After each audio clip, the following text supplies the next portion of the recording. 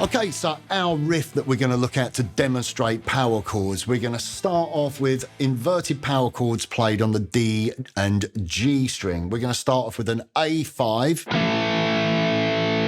We're going to move that up to a C5 at the 5th fret, and then up to a D5 at the 7th. But all the while that we're playing that, we're going to be playing this 8th note palm muted rhythm on the open A string. So you can hear that I'm filling in the gaps, 1 and 2 and 3 and 4. And you're playing those chord stabs, like that final chord stab, instead of appearing on beat 1, it's appearing on beat 4. So again, it's kind of interesting placement of the rhythm and the accents of the chords. So one more time. You know, keep that palm muting nice and tight. Also, make sure that you're controlling your picking hand.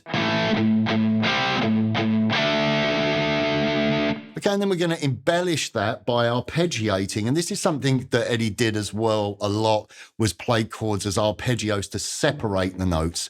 And this is really a great way of making the sus chord really ring out instead of just striking all of the notes individually, you know, picking them so you really hear the harmony. So we're now going to hold a full D triad. So you're barring across the 7th fret, D, G, and B strings. You're going to go,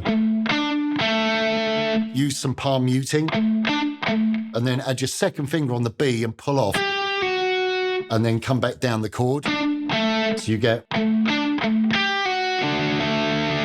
It's really nice adding that pull-off with that, adding the sus4 and then pulling off to the major 3rd.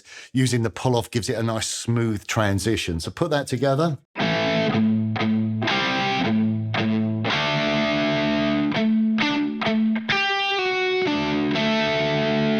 Okay, then we're going to go around the first part of the riff again. And this time we're going to play a G5. Okay, open position G5, and then play the low E string at the 3rd fret and bend that, just a quarter tone bend, and then back to the A5 power chord. And you can just practice looping that riff to get used to the technique, moving the fretting hand, as well as getting the picking hand to be able to play the D and the G and then back to the A string. So separating the strings that you're picking whilst performing this riff. So one more time. Take care with the picking on this section. I would use all down pick, apart from the pull-off. So one more time.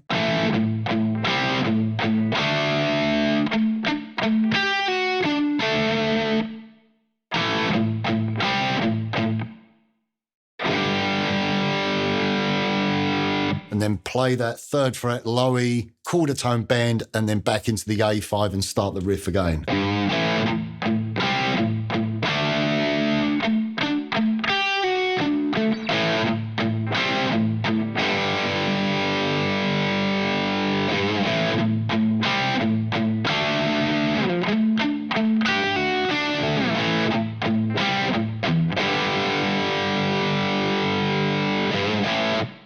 Okay, let's pick the speed up a bit. I'm going to kick in a boost just to give a little bit more drive to the sound and have a listen to how aggressive and driving it sounds, and really pay attention to accenting those inverted power chords as well as separating the notes of the sus chord, and pay attention to that pull off as well. Here we go. 1, 2, 3, 4.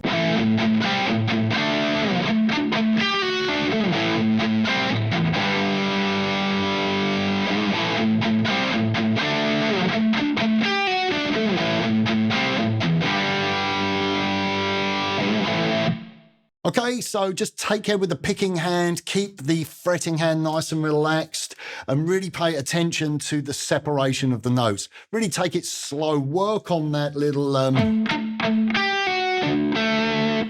chord arpeggio there, especially that pull-off. Really make all of the notes ring out and try to separate them with some palm muting so you really appreciate the harmony that's being applied with that sus chord to the major triad.